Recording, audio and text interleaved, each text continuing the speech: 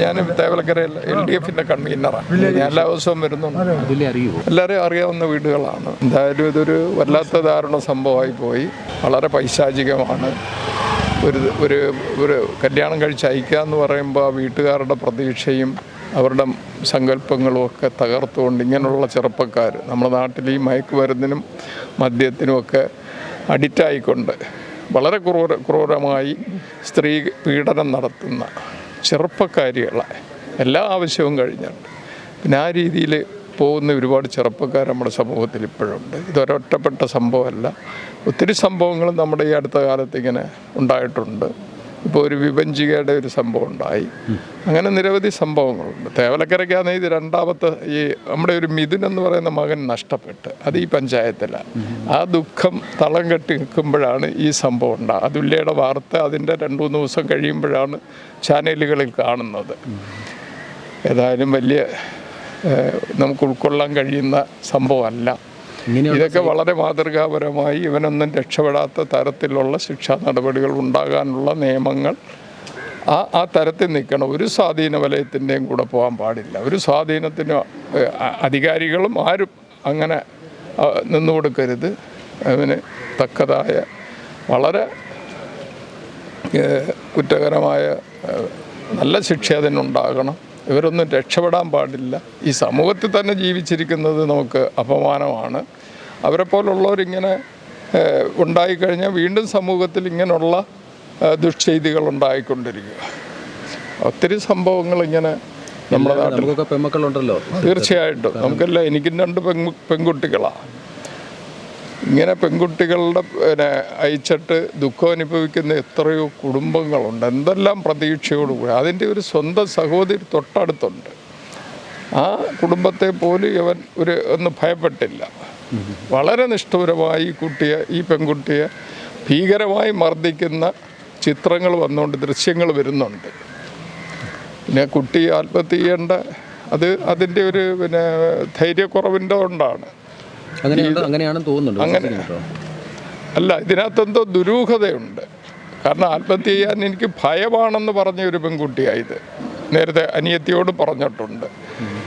അപ്പോൾ ഇതിനകത്ത് എന്തോ ദുരൂഹതയുണ്ട്. ഇനി ഇവൻ കൊന്നു കെട്ടി തൂക്കിയതാണോ എന്ന് സംശയിക്കുന്ന ആളുകൾ. പിന്നെ നിയമങ്ങൾ കർശനമായിട്ടുള്ള ഒരു രാജ്യത്താണ് ഈ സംഭവങ്ങൾ നടന്നിട്ടുള്ളത്. അപ്പോൾ തീർച്ചയായും കുറ്റക്കാരനെ രംഗത്ത് കൊണ്ടുവരും, പിടിക്കപ്പെടും എന്നുള്ളൊരു വിശ്വാസം എന്നെപ്പോലെ എല്ലാവർക്കും ഉണ്ട്. ശരിക്കും പറഞ്ഞാൽ ആ വീഡിയോ കണ്ടു കഴിഞ്ഞപ്പോൾ നമ്മളൊക്കെ മാനസികമായിട്ട് നമുക്കൊക്കെ വളരെ വിഷമം തോന്നി. തീർച്ചയായിട്ടും വലിയ വിഷമം തോന്നി. അതായത് ആ കുട്ടിയെ ഒരു അന്യരാജ്യത്ത് കൊണ്ടുപോയിട്ടാണ് ഇങ്ങനെ ഭീകരമായി അതിനെ പീഡിപ്പിക്കുന്നത്. സ്വന്തം നാട്ടിൽ ബന്ധുക്കളില്ല, മാതാപിതാക്കളില്ല, സഹോദരങ്ങളില്ല, ആരുമില്ലാത്ത ഒരു രാജ്യത്ത് ഒരു സഹോദരി ഉണ്ടെങ്കിലും അത് മറ്റൊരു ഫ്ലാറ്റിലാണ്. തമ്മിൽ പരസ്പരം അങ്ങനെ ബന്ധമില്ല. കാരണം അവിടുത്തെ ഒരു ജീവിത രീതി അങ്ങനെയാണ്. എന്നിട്ട് ആ കുഞ്ഞിനെ പീഡിപ്പിച്ച് കൊല്ലുക എന്ന് പറഞ്ഞാൽ കൊന്നതായിരിക്കുമെന്നാണ് ജനങ്ങൾ സംശയിക്കുന്നത്. അങ്ങനെയാണ്. ആ സംശയങ്ങൾ എല്ലാവർക്കും ഉണ്ട്. പെട്ടെന്നൊരു അങ്ങ് കയറി ആത്മഹത്യ ചെയ്യുമെന്ന് കരുതുന്നില്ല. നമ്മുടെ നാട്ടിൽ ഇങ്ങനെ നിരവധി സംഭവങ്ങൾ ഇപ്പോൾ വന്നുകൊണ്ടിരിക്കുകയാണ്. തീർച്ചയായിട്ടും ഒരുപാട് സംഭവങ്ങൾ ഇങ്ങനെ വരുന്നുണ്ട്. ഒത്തിരി സംഭവങ്ങൾ വരുന്നുണ്ട്. ചില കേസുകളൊക്കെ ഒന്നുമല്ലാതായി പോകുന്നുണ്ട്. അതങ്ങനെ വന്നുകൂടാ. നിയമത്തിൻ്റെ മുന്നിൽ അവരെല്ലാം വരണം. അവരൊക്കെ ശിക്ഷിക്കപ്പെടണം. ഇവരൊക്കെ കാരാഗ്രഹത്തിൽ തന്നെയാകണം. സമൂഹത്തിൽ ഇറങ്ങി നടക്കാനുള്ള അവസരം ഉണ്ടാക്കി കൊടുക്കരുത്. അല്ല, ഇങ്ങനെയൊക്കെ ഒരുപാട് ചെറുപ്പക്കാരുണ്ട് നമ്മളറിയാതെ. അതെ, ശരിക്കും പറഞ്ഞാൽ ട്രീറ്റ്മെൻറ്റാണ് കൊടുക്കേണ്ടത്. അല്ല, ഇത് അറിയുന്നില്ലല്ലോ. ഇതിപ്പോൾ ചെറുപ്പക്കാരിപ്പം എന്തെല്ലാം തിരക്കിയിട്ട് നമ്മൾ നാളെ നോക്കുന്നുണ്ട്, പരിസരത്ത് തിരക്കുന്നുണ്ട്. ചെറുപ്പക്കാരെയൊക്കെ അങ്ങനെ തിരക്കി നല്ലതുപോലെ അന്വേഷിച്ചാണ് ഈ കല്യാണമൊക്കെ നടത്തുന്നത്. എന്നിട്ട് നമ്മൾ അറിയപ്പെടാതെ പോകുന്നു. ഈ മയക്കുമരുന്നിന് അഡിക്റ്റാണോ, ഇവന് ക്രിമിനൽ വാസനയുള്ളവനാണോ നമുക്കറിയാൻ കഴിയത്തില്ല. കാരണം അവരൊക്കെ മാന്യത പുലർത്തി പോകുന്നവരാണ്. ഇതെല്ലാം ഉള്ളിൽ മറച്ചു വെച്ചുകൊണ്ട് മാന്യത പുലർത്തുന്നത്. അതിൻ്റെ ഫലമായിട്ടാണ് ഇങ്ങനെയൊക്കെ വരുന്നത്. ദുരഭിമാനമാണ് പ്രധാന കാരണം. ആരോടും പറയത്തില്ല. എന്നാൽ ചെറുപ്പക്കാരങ്ങനെ പോരാ. വിദ്യാഭ്യാസമുള്ള കുട്ടികളാണ്. അവർക്ക് കുറച്ചുകൂടെ ധൈര്യം വേണം. പ്രത്യേകിച്ച് ഇന്നത്തെ പെൺകുട്ടികൾക്ക് നല്ല ധൈര്യം, ഇന്നെല്ലാം നല്ല വിദ്യാഭ്യാസമുള്ള, പഴയ കാലത്തെ പോലല്ല. അപ്പോൾ അവർക്ക് കുറച്ചുകൂടി ധൈര്യവും തൻ്റെ ഇടവും വേണം ഇതിനെയൊക്കെ ചെറുക്കാൻ, അല്ലെ പുറത്ത് പറയാൻ.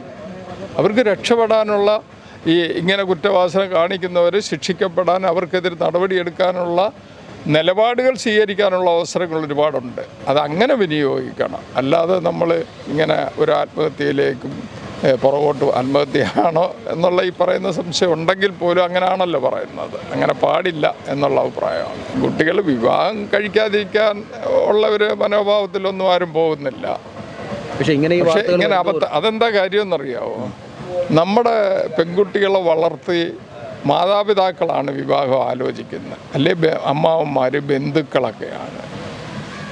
ഇപ്പോഴത്തെ ചെറുപ്പക്കാർ സ്വയം തിരഞ്ഞെടുക്കുന്നവരാണ് ഭൂരിപക്ഷവും, സ്വയം തിരക്കുന്നവരും അന്വേഷിക്കുന്നവർ. പക്ഷേ കുറച്ചൊരു ശതമാനം പെൺകുട്ടികൾ ഇതിലൊന്നും ബന്ധപ്പെടുന്നില്ല. വീട്ടിൽ മാതാപിതാക്കൾ, അമ്മാവന്മാർ അവരന്വേഷിച്ച് കൊണ്ടുവരുന്ന അതിന് അനുസരിച്ച് നിൽക്കുന്ന കുടുംബത്തിൽ ഒരുപാട് പെൺകുട്ടികളുണ്ട്. ഈ കുട്ടി അതിൽ പെടുന്ന ഒരു കുട്ടിയാണ്. അതങ്ങനെ വരുന്നതാണ്. എന്തായാലും ഒരു നീതി കിട്ടണമെന്ന് തന്നെയാണ്. നീതി എന്ന് പറഞ്ഞാൽ അവനെ കർശനമായി അവനെ ശിക്ഷിക്കപ്പെടേണ്ട. അവൻ രക്ഷപ്പെടാൻ പാടില്ല. ഒരിക്കലും രക്ഷപ്പെടാൻ പാടില്ല. ആരും രക്ഷപ്പെടുത്താനും ശ്രമിക്കരുത്. മാതൃകാപരമായി. കാരണം ആ കുട്ടിയോട്, ആ കുടുംബത്തോട്, ഈ നാട്ടിനോടൊക്കെ നീതി പുലർത്തണമെങ്കിൽ അവൻ ശിക്ഷിക്കപ്പെടണം. തന്നെ വലിയൊരു നഷ്ടവും തന്നെയാണ്. കൂടുതൽ വാർത്തകളും വിശേഷങ്ങളും നിങ്ങൾക്ക് ലഭിക്കാൻ കേരളീയം ന്യൂസ് സബ്സ്ക്രൈബ് ചെയ്യുക. കൂടെ ബെൽ ബട്ടണും അമർത്തുക.